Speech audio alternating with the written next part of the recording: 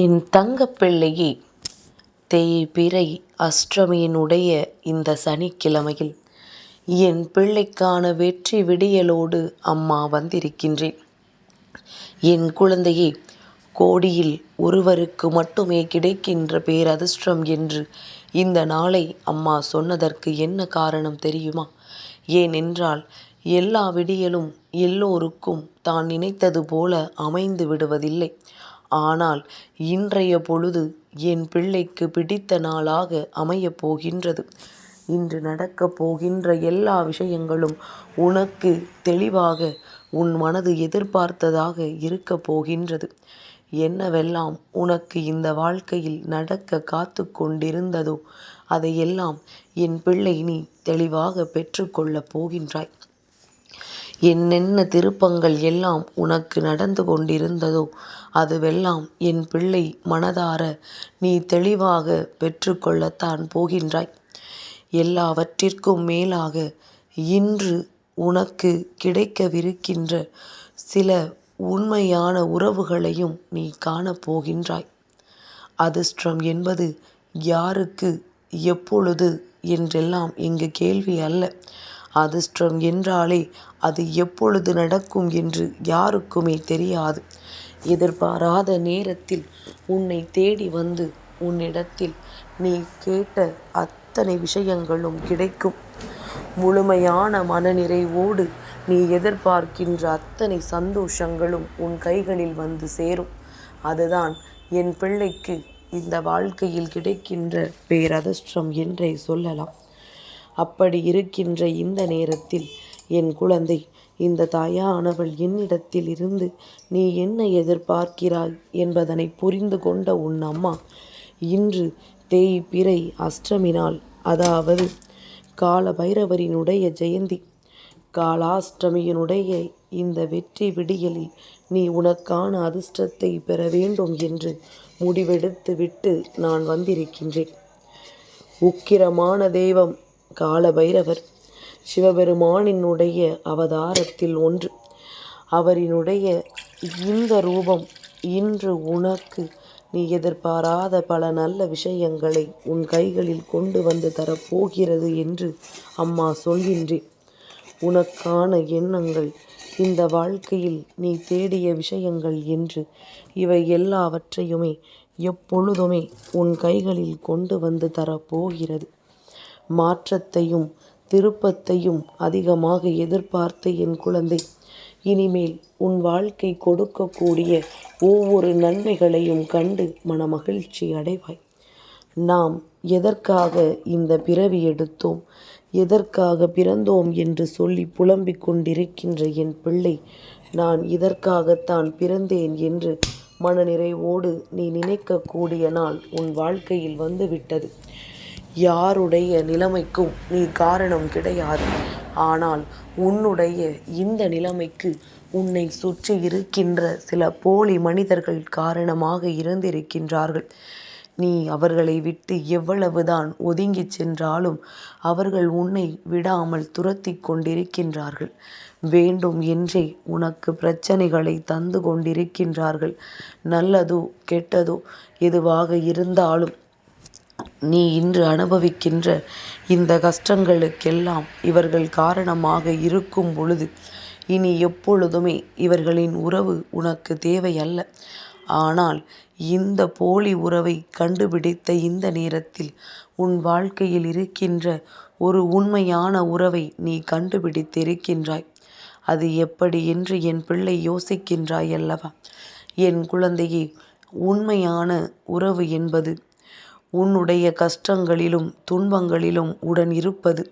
நீ சந்தோஷமாக இருக்கும் பொழுது உடன் இருக்கிறார்களோ இல்லையோ, நீ கஷ்டத்தில் இருக்கும் பொழுது உன்னோடு யாரொருவர் இருக்கின்றார்களோ அவர்கள்தான் உண்மையான அன்பு என்பதனை முதலில் நீ புரிந்து கொள்ள வேண்டும். என் பிள்ளையே, எல்லா காலங்களும் உனக்கு வாழ்க்கையில் கொடுத்ததை எல்லாம் நினைத்து வருந்துவதற்கானது அல்ல. நீ இப்பொழுது என்ன நிலையில் இருக்கிறாய் என்பதனை ரசித்து வாழ்வதற்கு என்பதனை முதலில் நீ புரிந்து கொள்ள வேண்டும். உனக்காக உன் அம்மா நான் தரக்கூடிய எல்லா நன்மைகளையும் கண்டு நீ எப்பொழுதுமே சந்தோஷமாக இருக்க வேண்டும். யாரோடும் என் பிள்ளை கஷ்டத்தை தூக்கி சுமக்கக்கூடாது. யாருடைய எண்ணங்களும் எப்பொழுதும் உன்னை காயத்தில் தள்ளிவிடக்கூடாது. என்ன நடந்தாலும் எது வந்தாலும் இதையெல்லாம் தாங்கிக் கொள்ள என்னால் முடியும் என்கின்ற எண்ணத்தோடு நீ எப்பொழுதுமே இருந்து கொண்டிருந்தாயானால் இனி வரக்கூடிய நாட்களில் உன் வெற்றியை நிச்சயமாக நீயே உறுதி செய்து கொள்வாய். சூழ்ந்து வருகின்ற துரோகம் எல்லாம் உன்னை விட்டு தானாக விலகி ஓடும். துரோகமானதற்கு என்ன காரணம்? இதற்கெல்லாம் ஒரே ஒரு காரணம்தான். இந்த வாழ்க்கை எப்பொழுதுமே உனக்கு சந்தோஷத்தை கொடுக்கக்கூடாது என்பதற்காகத்தான் அந்த துரோகம் உன்னை சுற்றி சுற்றி வந்து கொண்டிருக்கின்றது. ஆனால் நீ சந்தோஷமாக இருக்கிறாய் என்றால், இனி எக்காலத்திலும் அவர்களால் உன்னை எதுவும் செய்ய முடியாது என்றால், மீண்டும் மீண்டும் அவர்கள் உன்னை சுற்றி வருவதில் எந்த பலனும் இல்லை அல்லவா? அது மேலும் உன்னை வந்து சேர்வதற்கு வாய்ப்புகள் இல்லை அல்லவா? அதனால் இதையெல்லாம் புரிந்து கொண்டு உன் வாழ்க்கையில் இருக்கின்ற சில உண்மைகளை தெரிந்து கொண்டு அதற்கு ஏற்றது போல நீயும் நடந்து கொண்டாயானால் என்றுமே உன் வெற்றியை இவர்களால் உன்னிடத்தில் இருந்து பறிக்க முடியாது. ஒரு நாளும் இந்த விஷயத்தை இவர்களால் செய்ய முடியாது. உனக்கு தருவது அத்தனையும் உன்னை எந்த நேரத்திலும் நல்ல நிலைக்கு அழைத்துச் செல்வது என்பதனை புரிந்து கொண்டு அதிலிருந்து உன் வெற்றியை நீ நிலையாக உறுதி செய்து கொள்வாய். நம்பிக்கையும் நேர்மையும் ஒருவரை வாழ்க்கையில் நல்ல நிலைக்கு அழைத்துச் செல்லும். அதுபோலத்தான் என் குழந்தை உன்னுடைய வாழ்க்கையிலும் உன்னுடைய நம்பிக்கையும் உனக்குள் இருக்கின்ற நேர்மையும் எப்பொழுதும் உன்னை நல்ல நிலைக்கு அழைத்துச் செல்லும் என்பதனை புரிந்து கொண்டு இன்று இந்த நொடியில் நீ பட்ட உன்னுடைய அத்தனை அவமானங்களுக்கும் உன்னை சுற்றி இருக்கின்ற இந்த போலி உறவு உன்னை விட்டு விலகும் நேரம் என்பதனை நீ தெரிந்து கொள்.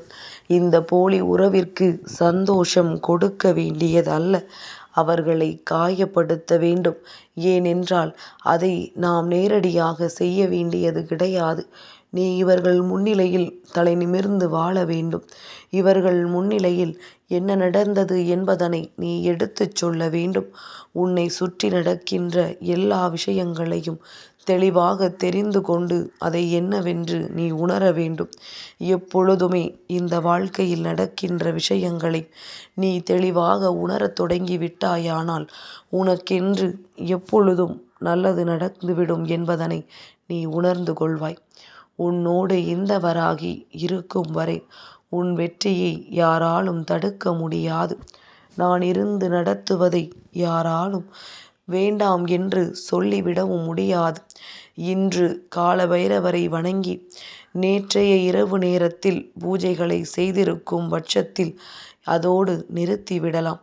இல்லை, நேற்று பூஜைகளை செய்யவில்லை என்று சொல்பவர்கள் இன்று மாலை நேரத்தில் அவரை வழிபட்டு அவருக்கு தீபம் ஏற்றி வைத்தால் நிச்சயமாக உன்னுடைய இல்லத்தில் இருக்கின்ற அத்தனை தீய சக்திகளும் அங்கிருந்து ஓட்டமெடுக்கும். நல்ல உறவுகள் உன் இல்லத்திற்குள் வந்துவிடும்.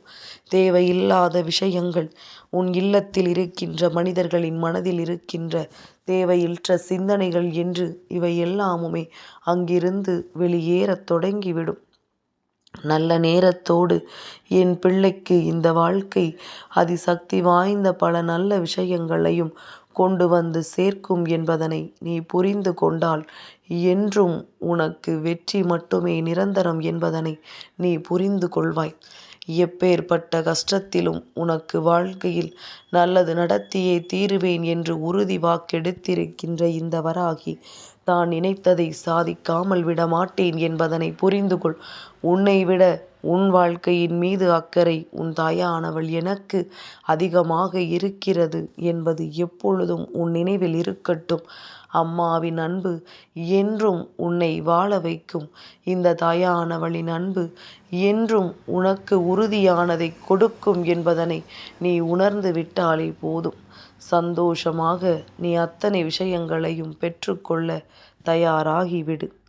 என்றென்றும் அம்மா உன்னை தேடி வந்து உனக்கான அதிர்ஷ்டத்தை கொடுத்து கொண்டே இருப்பேன் என்பதனை மறக்காதே.